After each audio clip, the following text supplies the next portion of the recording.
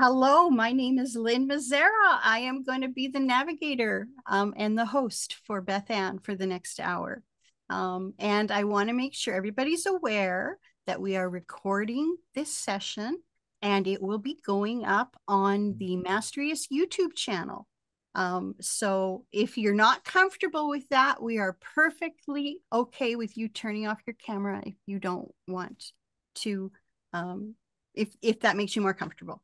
But you don't, but of course we love to see your face. And Jennifer, nice for you of you to come in. Great to see you. I want to start by reading a little bit of introduction about Bethanne.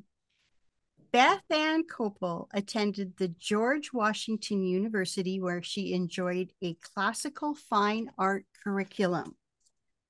An avid cross-country horseback rider and skier, Bethanne loves expansive outdoor vistas. The landscape is a natural source of inspiration, both on plein air and in the studio. She fills her paintings with compelling skies and calming landscapes.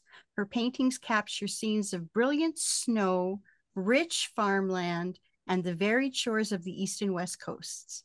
Landscapes are her passion, and she travels far and wide for subjects. Her plein air landscape paintings are known for their lush, painterly quality, loosely painted yet realist. They invite the viewer to experience each painting anew with every observation. This quality gives her paintings a timeless appeal.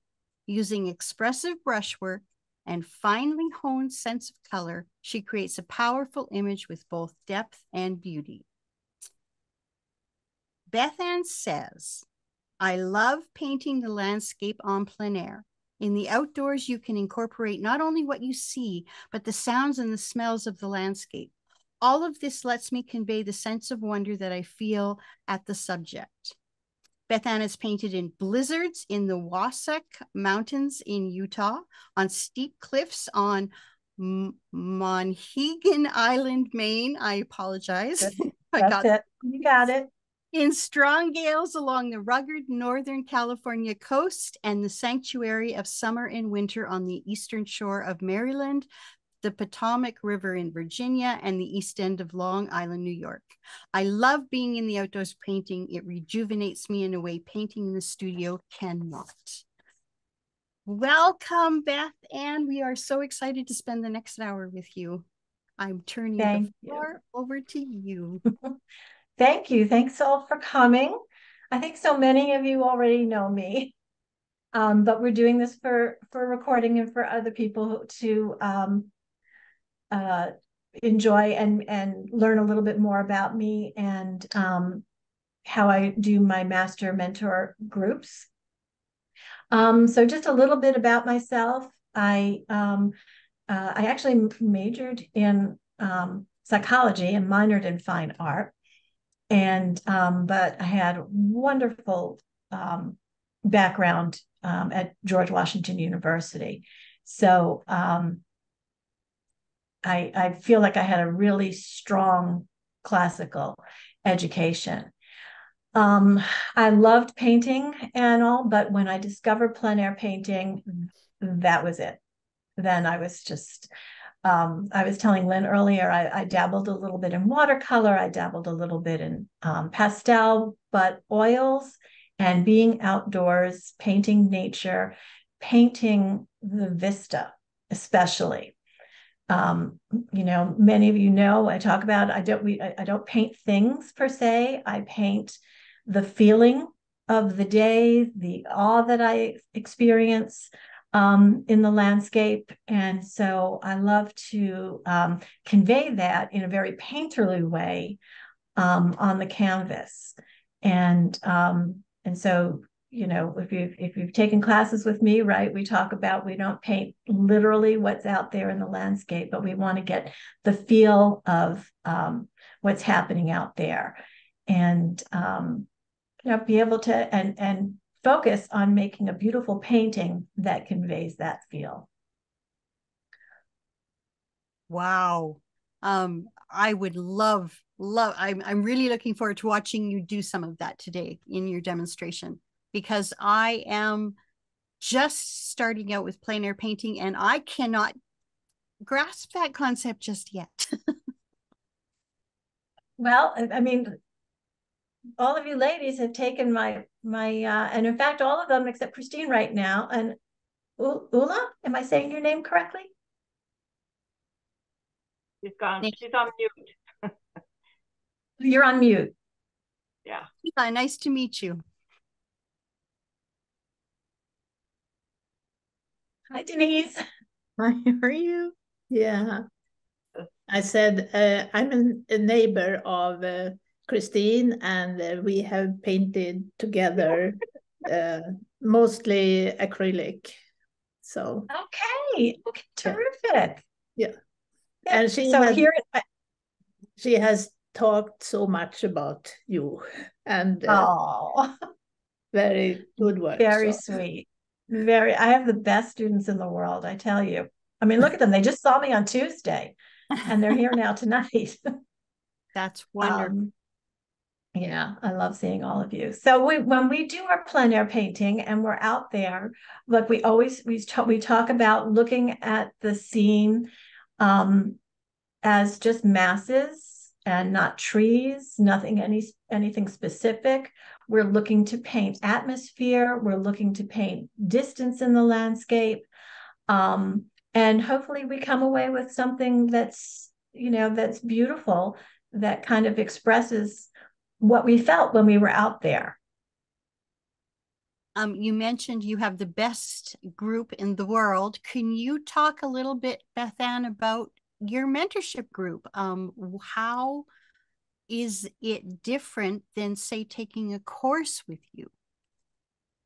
Well, I think it's wonderful because I teach the emerging groups. And so these are students who are they're around the same level. They're ready to, or they've already, participated in shows. Maybe they're in some galleries. They're really at the very cusp of their business and being professional. I do have some students, though, some members of the group who prefer to not get into that, but are looking to have groups that they can paint with. And so I do have different levels, but basically everybody's around the same level in terms of talent-wise, just where they want to go. Some people want to go to galleries. Some people want to sell on their own. Some people just want to paint together. So there's a little bit of that for everybody. But what's wonderful about it is that they share with each other.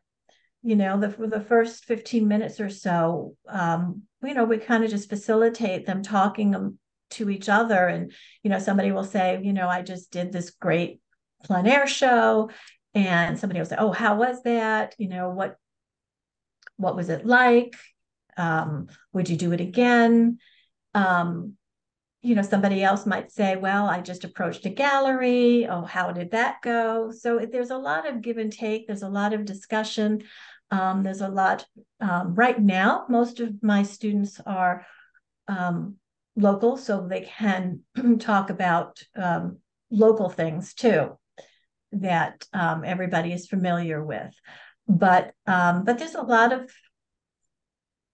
of opportunities out there for everybody, and on a national level, just depending upon where you want to go and what you want to do.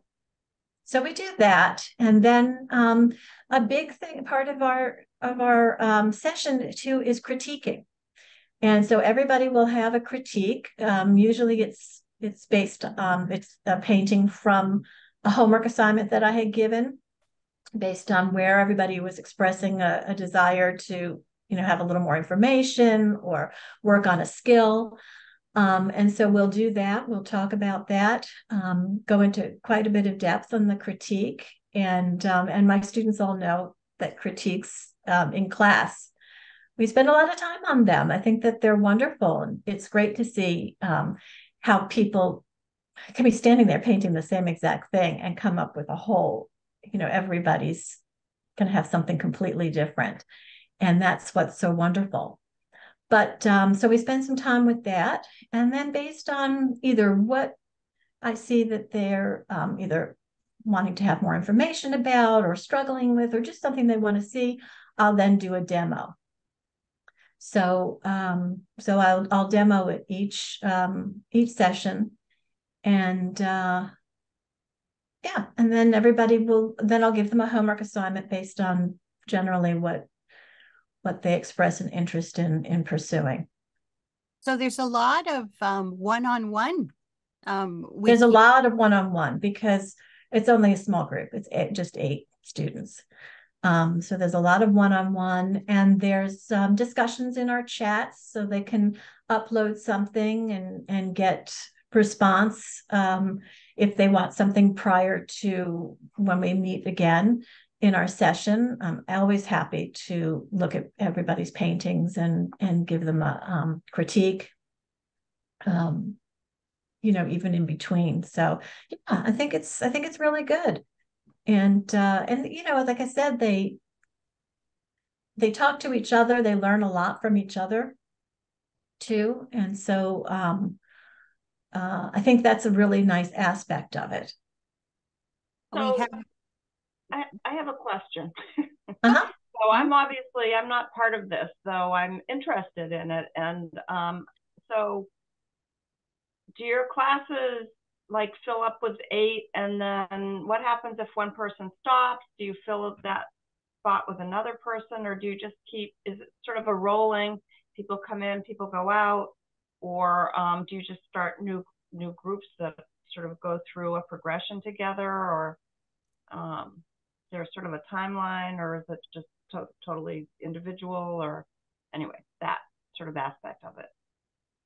Bethanne, did you want me to answer that, or would you like to? Yeah, go ahead, Lynn. Yeah. Well, actually, Christine, both things happen. First of all, groups are, you're not locked into a group. So people come and go as they need to, as life happens. And when a spot opens up in a full group, it becomes available so somebody else can come in.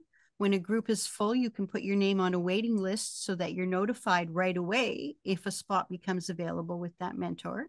But also, the mentor may open up a second or a third group. And Bethanne currently has 1 full group and 1 group that is open with 5 people registered, and there's 3 more spots available. And the group itself, as I'm sure some of the people who are here today can attest to, you become friends, you really connect, and the group yourself can stay together. You go through a transition where eventually you're ready to move on from Bethanne. You may want another mentor. You can move on as a group, or you can leave Bethanne individually and move on to another mentor, to another group. So it's very, very flexible. Okay, and then there are other opportunities and classes and things that come through this program, right? There are, and when actually Bethanne is going to be setting up her camera right now for her demo. So while she does that, why don't I talk about, there are courses which are different than a mentorship. Courses are a course but they're live on Zoom. And right now, I think there's 11 on offer. And again, I will put a link in the chat. Sorry, I can't talk and type at the same time. Okay, here we go. To the page in Mastrius where you can see courses, and there's always member pricing. You don't have to be a member to sign up for a course at Mastrius, but if you are a member, you get a discount on the courses. There's also every Thursday live events that are part of your membership, and they can be anything from a interview with an artist to a panel of artists discussing a certain topic, to a 2-hour live painting demo, to There's always the monthly paint along challenge, which is always lots of fun. And if you can't make the event live, it's available for 1 week as a recording for you to go in and watch anytime you like. And Mastrius right now, Christine, if you're interested in finding out more about Mastrius, but not willing or not ready to commit yet, they're offering a 30-day free events membership. So that way you can attend all the events for the month and watch the recordings. You can be a part of the event group chat, and you can get your toe wet, stick your toe in the water, and find out a little bit about Mastrius and the different mentors they have and the different programs they have. Great. Okay, thank you very much. You're very welcome. Does anybody else have any questions? Okay, and again, please feel free to leave your microphone on, and unless of course you have background noise, and ask questions to Bethanne while she's painting. And I would love to hear how some of the members of Bethanne's mentorship, how it's going. If there's anything you want to share about what you like, and about the things that you have done so far. I'm sure some of the people who aren't members would be interested in knowing as well. Not that I'm putting anyone on the spot. Katie. Mentorship group, and I think it's really great hearing everybody else's experiences with everything. Just everybody can like help each other out by saying what they've been through, and also helping out when it comes to like looking at each other's work and everything. And then we also meet a second time in the month, but just the people in the group, like us. And those are really nice too, because it's more casual, so we just kind of chat about like what's going on and what we want to see and what we like want to learn about. Last week we had a mid-month one, and we talked about like things we were hoping that we'd be able to do, but we wanted to like see it in action, so maybe what we could do next time. Thank you, Katie. That is awesome. And I love the mid-months. I love the camaraderie and the friends I've made in our groups. I am going to spotlight. Oh, where's the other one?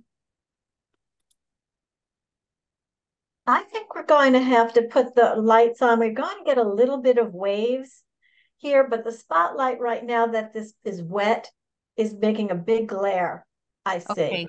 Okay. So let's. Okay, I may need to turn that like that a little bit. We still have the glare. Still have a glare, yeah. But not as bright as it was. Oh, that's better. Oh, that's better. Now. And no more waves. That's perfect. That's crazy. I don't even, we tried just about everything. Okay, well, there we go. Better than we thought. Okay, and now we're pinned. So I'll just show you that I have my palette all set up. And I've got lemon yellow, I've got cad yellow, medium, Indian yellow, gold ochre, tad red light, alizarin crimson, burnt sienna, cadmium green.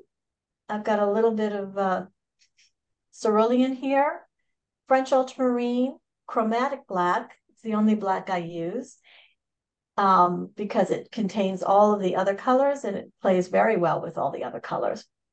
Titanium white, and I just added asphaltum, which I've been enjoying a lot lately. And what was the last one, Bethanne? Asphaltum. Okay. And it's a transparent color.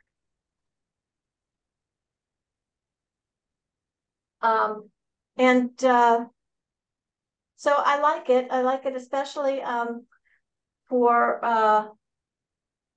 if I'm doing a large sky for some of the clouds, if it's approaching sunset.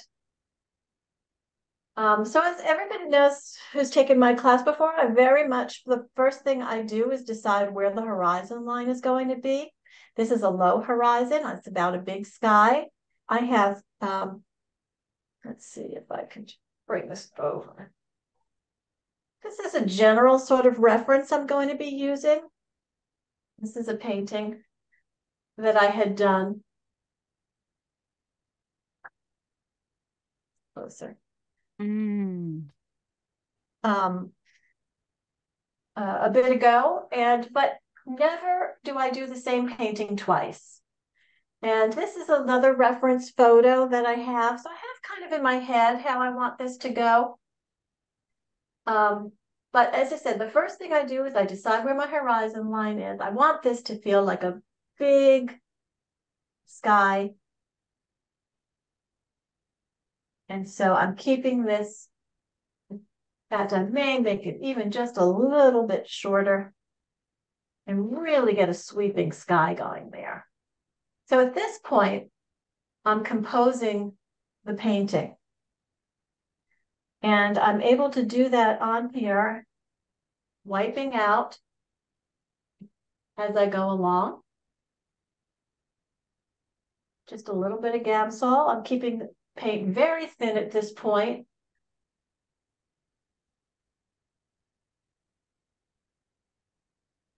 But I'm starting to design composition.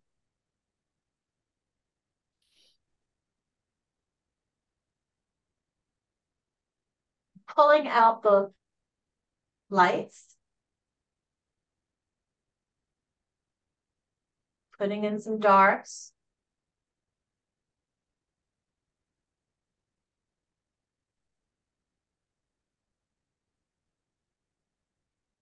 I have energetic brush strokes throughout the painting. Keep it all interesting.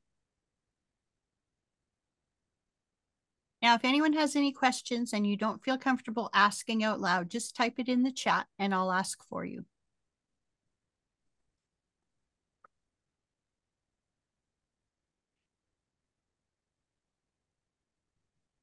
So I have my reference, but just as I do when I'm painting in plein air, this is just a departure point for my painting.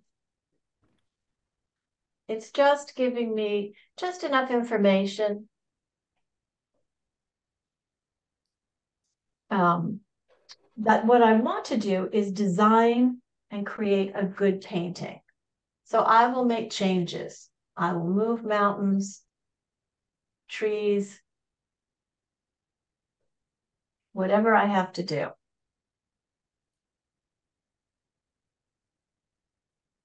So when you are outside painting and you have that scene in front of you, what do you, and you're going to create a good painting, so you may change what's in front of you. Do you rely on your memory? I mean, because you can't finish the paintings outside in a couple of hours. So do you rely on your memory? Do you take photographs? Do you try and get your sketch down to take back to your studio? Generally, when you're outside plein air painting, that's a great question, Lynn. When you're outside painting, you paint small, and you have about 2 hours usually before the light's going to drastically change, unless, of course, weather's coming in. There's always an exception. But pretty much you can get most of what you need while you're out there. I tell my students to take it to what they think is 80% finished out there, because generally that means they're probably at 90, 95 when they get it in the studio. And that's so we don't overwork it, because these little guys are meant to be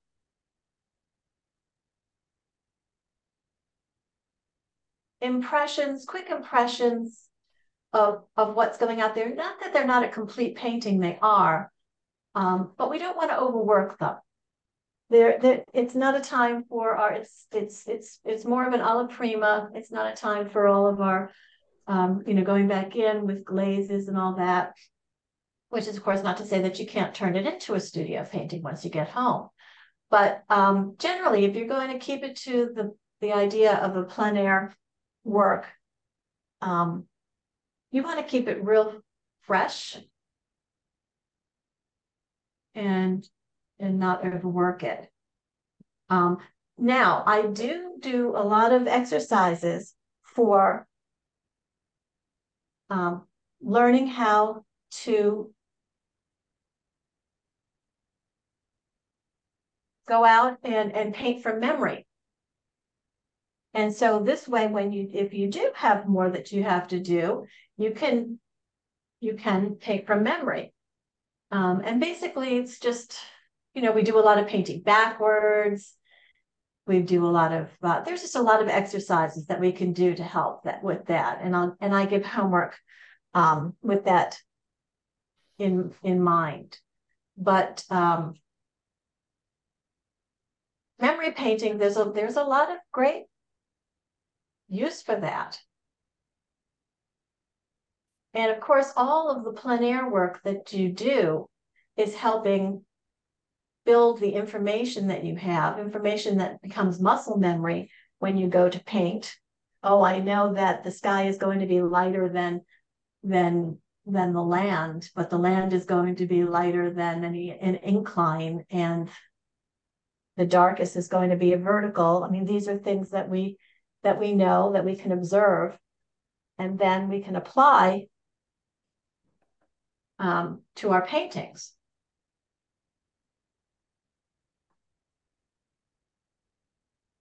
So I noticed you went and picked up some black.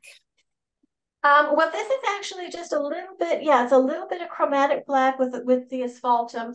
I like to just get in there with some darks. I always advocate that you get in for oil painting. You go in darks first.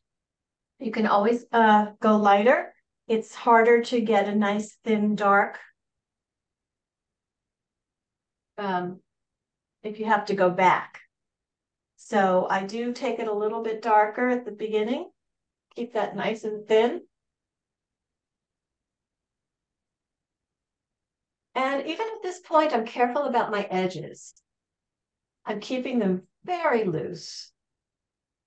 No hard edges. And I'm not painting things. I'm just painting masses. So when I'm down here, I'm not thinking marsh and distant trees or anything. I'm just thinking about masses.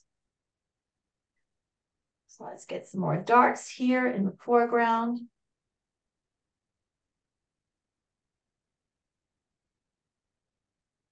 Darks advance, things get lighter and cooler as they go into the distance. So we use that to put a lot of distance in our paintings.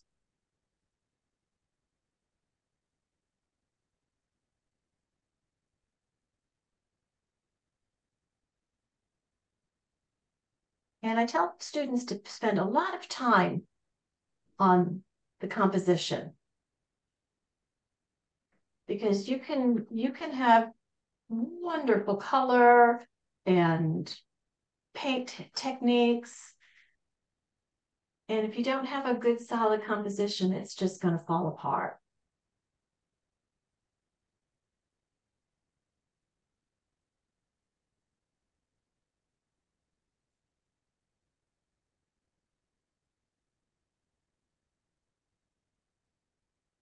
So right now what I'm doing is I'm designing these marsh grasses. I'm designing them so that they have some interest here in the foreground. They open up and they're leading us back here to these clouds.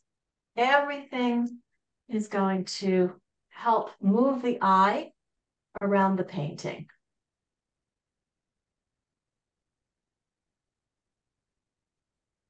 Yes, your marsh water is perfectly placed and looks like water.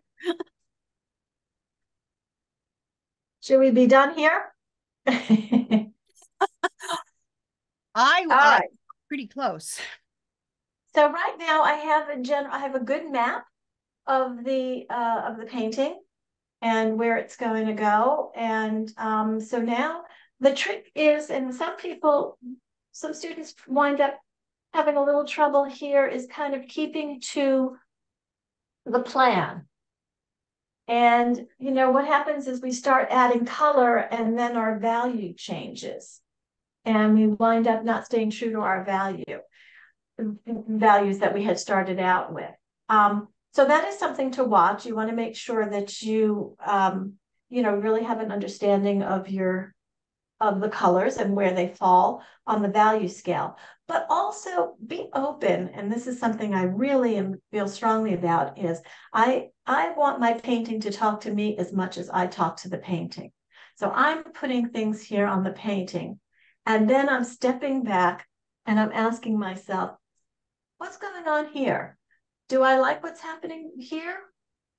I think I do. I might take this in a little bit different direction. So I am just open to that. I don't want to be locked into, per se, what's happening here. All right, so let's get some of our color in. I like mixing a nice green with my chromatic black and my gold ochre. And that makes a nice warm green down here. The warm will advance. And even as I'm painting, I'm changing the temperature ever so slightly each time. Keep it interesting. My students know I have a rule. It's the 3-3-3 rule. And you want the painting to grip the viewer from across the room at 3 yards. And that's usually with the good composition and strong no-tan, which is the light and dark pattern. And you want them to come closer to 3 feet where they start seeing some exciting things happen. And then to 3 inches where they get up close and they really see temperature changes and paint application, thick and thin passages. So you see, that's just a little bit cooler than what's here. That's helping to push that way back. Mm-hmm. So let's go ahead and go even just a little cooler. And you'll notice I haven't touched my white yet. So I keep that in reserve a little bit, because once you start tinting, you don't want to have a heavily tinted painting. So I'm going around the color wheel to lighten it up. So I saw you added your blues to cool it down. Now you're adding some yellow. That's right. I want a cool green. So I keep it on the cool side. I'll use my cooler yellow to help cool it down. And then my blues in there. And that takes us back nicely. Mm.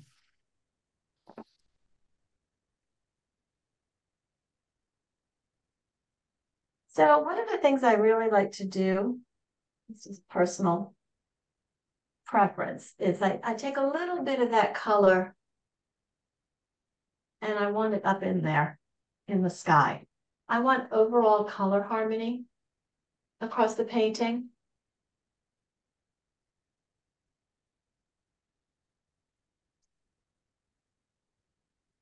And I find that if there's a little bit of what's up here, down in here, and vice versa, then we're going to, it's not going to look like 2 different paintings. They're going to have color harmony, and it's going to really express a mood. So now I'm going to go with a little bit more blue. We'll keep it dark.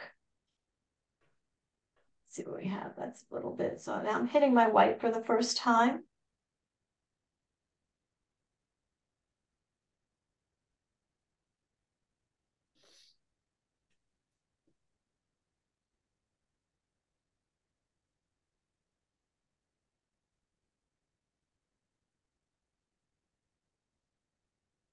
Let's just change that temperature just a tad bit. Put a little yellow in there. Keep this interesting.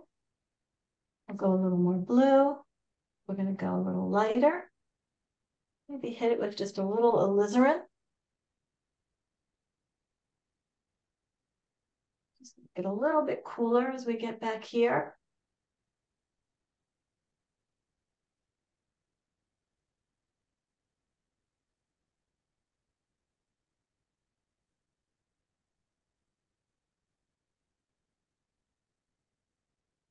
And I love using my knife.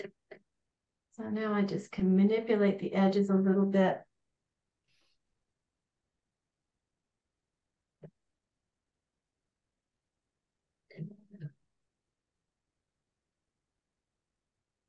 A little painterly. That's a Again, really, I'm keeping it quite thin at this stage. We have a that's ways to go before we want to start adding some thicker paint. now that's a really interesting knife. I've never seen a square one before. So this is the magic knife. And I love it because it's got the right kind of flexibility to it. And all my students know, what's the knife, Katie? What was what? What's the name of the knife? The RGM 80? 81. Yeah. 81. Yeah. The RGM 81. It's fabulous. I use it in small paintings. I use it in large paintings.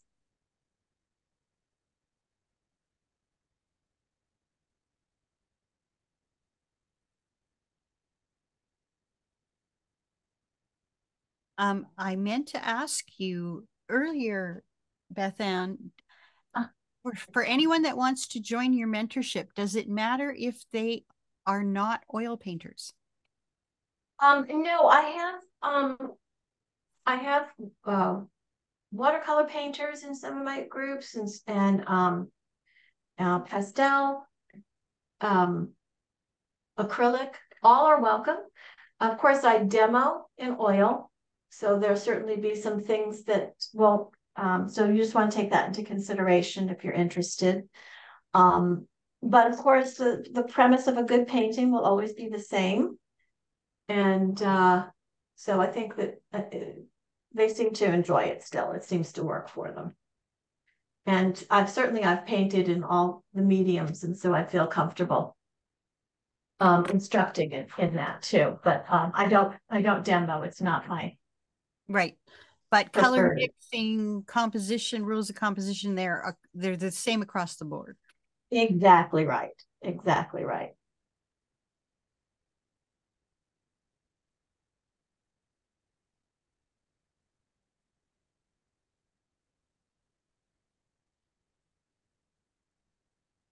Does anyone have any questions or comments they would like to share? Can you hear me? Yes. This may not be the time to ask it, but I'm not familiar with the master's program at all. So I just wanted to know what the structure is. What do you just watch for an hour, or how does it work? The Mastrius mentorship is a monthly, you meet monthly for 2 hours live on Zoom with the mentor that you choose. There are only 8 people in your group, a maximum of 8 people, a minimum of 3, maximum of 8. You spend an hour usually on getting to know your group and critiquing, and then an hour on some kind of learning from your mentor, who sends you home with homework, and you come back the next month to get personal one-on-one individual critique on the work that you did, and continue on in the same vein. And once a month, you also meet for an hour with just your membership group and get to know each other as artists. And a lot of people come for the learning, stay for the camaraderie, the group, the connections that we're making with other artists. And the difference between a mentorship and a course is that you as a group direct the direction that the mentor takes every month.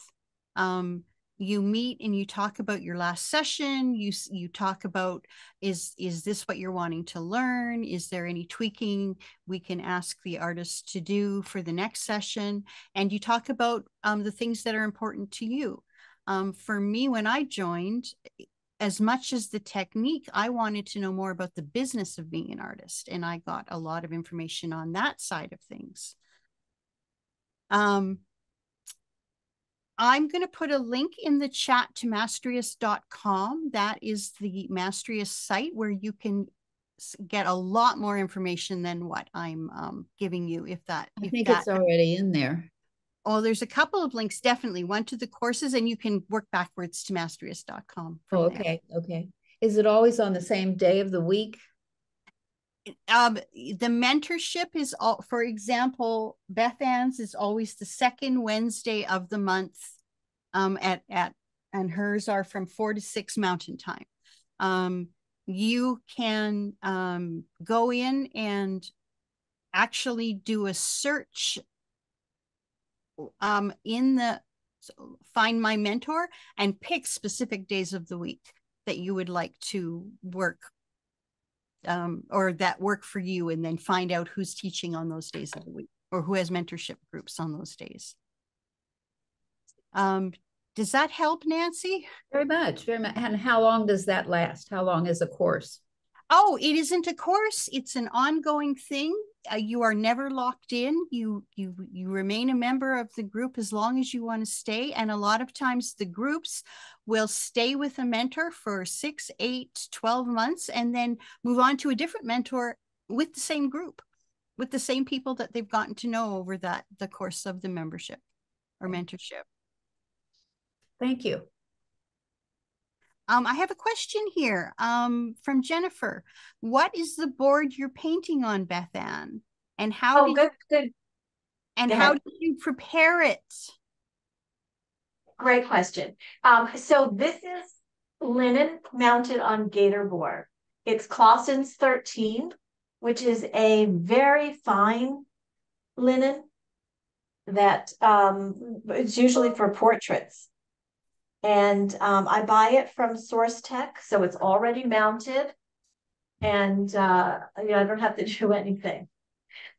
So I like that aspect of it. But I like a very fine linen because, or gessoed board. I love working on a gessoed board because I don't want, with the techniques that I do, and I don't want to be fighting a lot of holes in the linen, a lot of the coarser linens.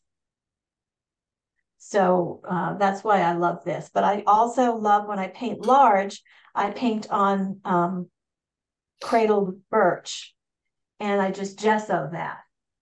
So this is already pre-gessoed. It's all ready to go. Source Tech makes a great product, and it's on gator board, which I can cut should I find that this 10 by 12 should have really been a 6 by 8. And I have no problem doing that, cutting that right down to where it makes the best painting. But it's also very lightweight for plein air work.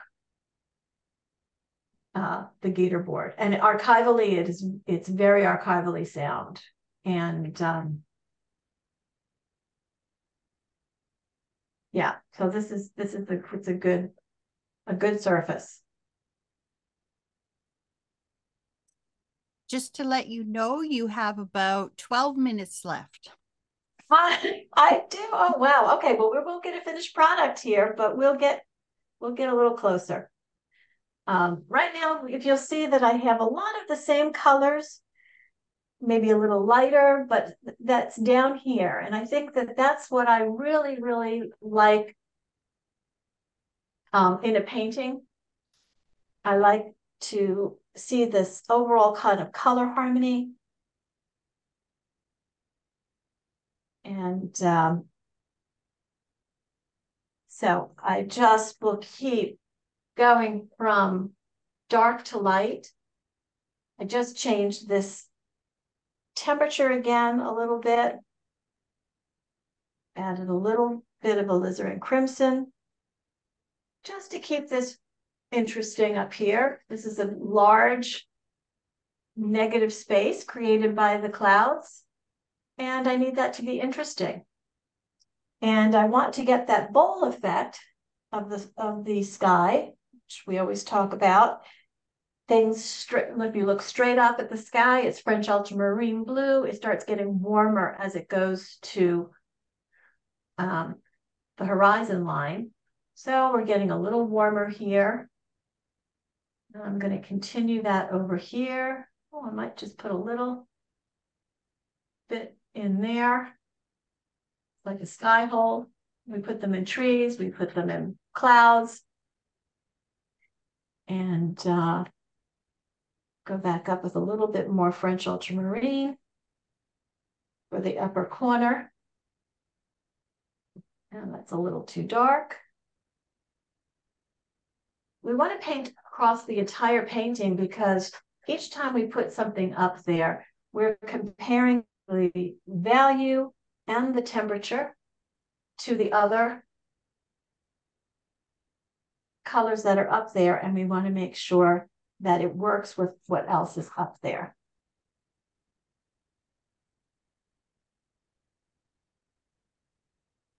And you see that the clouds are starting to emerge because we're painting the negative space behind them. I'm just starting to shape those a little bit. Whoops, what did I hit?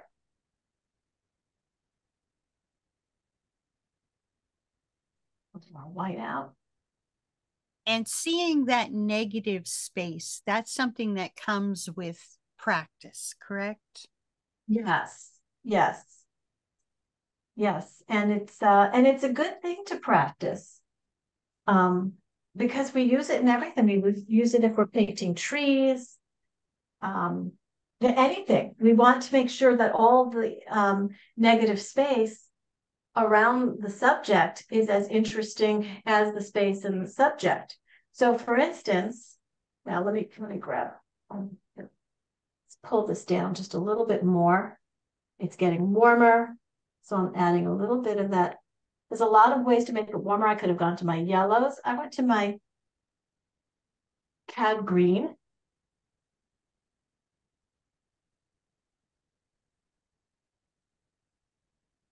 And just got a bit of that going through there. And then we're going to go even just a little lighter and just a little greener. And that would be for down here.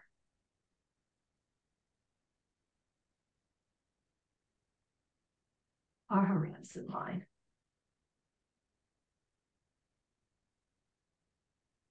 And you'll notice I'm using a size 6 brush. I'm not worried about all these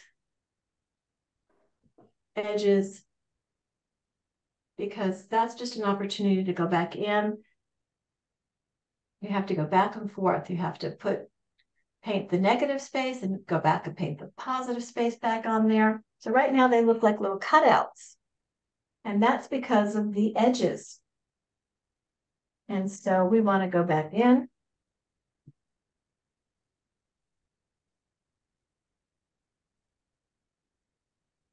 Just make it less edgy.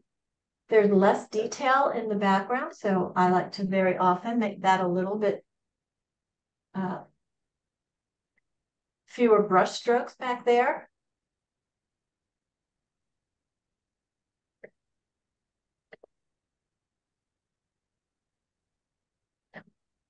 Make up a little bit more of the under part of the cloud.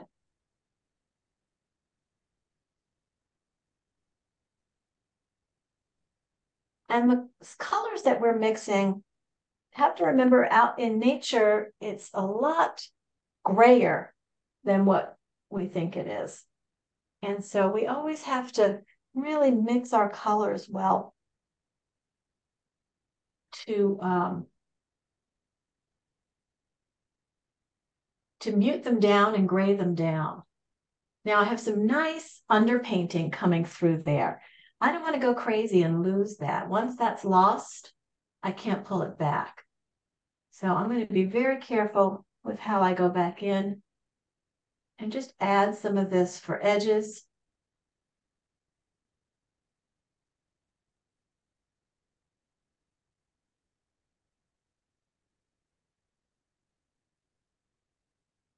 Wow. Is everyone else as delighted as I am to see these clouds just appear? They just appeared in the middle of the canvas. We're always delighted with what comes out of Bethanne.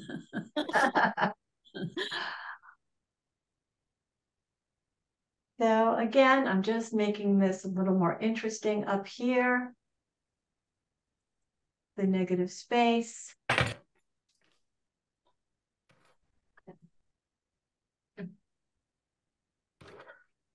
By using this wonderful knife, I can really get a very ethereal sort of feel to these clouds.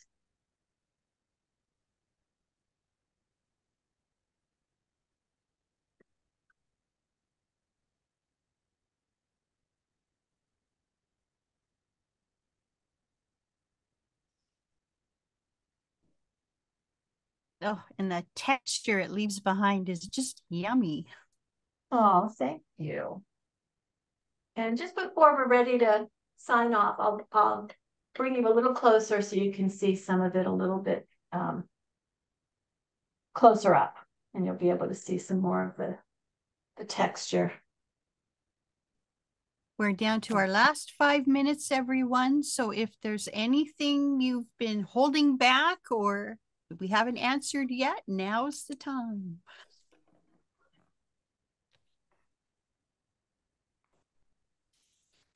So I just whipped up something a little bit warmer than what I had there before, just temperature changes. But you'll notice that it's all in the same value. So it stays up in the sky. If I put something as dark as what I have down here, up here, it would look like a hole in the canvas.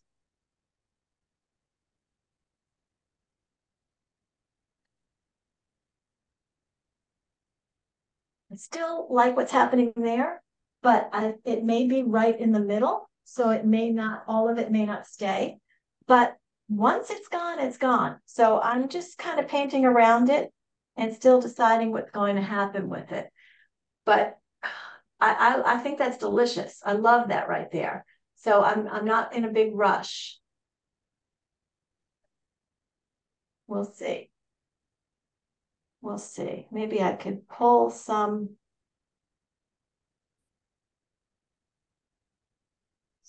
dark over here.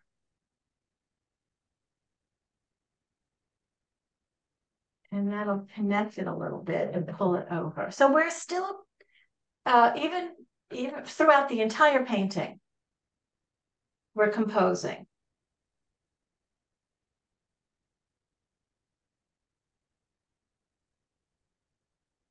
Now might be a good time to bring us a little bit closer, Bethanne. Okay, all right, perfect. Let's get in there. I'm going to actually take the pin off the palette, and so we can see the painting itself. Okay, actually, if you could pin the other, because it's actually easier for me to bring this closer. Okay. Than the other. Yeah. Okay, let's pin this. There we go. All right. So you see there's some thick paint. There's some temperature changes. All the monitors are going to pick up these colors just a little bit differently. But you see the temperature changes that are even within that sky, that part of the sky. We're getting the bowl effect. This is this underpainting part that just I love. So we're going to see what happens with that guy. So I mean he's still got a bit to go. We'll work on the bottom too. But we have a general feel of where it's going. Beautiful. Really nice, Bethanne. Thank you. Thank you. I love watching you paint. Oh, yeah. You make it look like it's just a piece of cake. It's not a piece of cake. No, it isn't. It's not a piece of cake. No, it is not. I guess we don't have enough time to go back and see your beautiful face again. That's okay. They've seen enough of it. I want to say thank you for a wonderful hour. I learned so much just watching you. That little bit of painting was amazing. And thank you all for coming. Thank you. And that's the end of our Meet the Mentor, Bethanne Cople. Good night, everybody. Good night. Thank you for coming. Good night.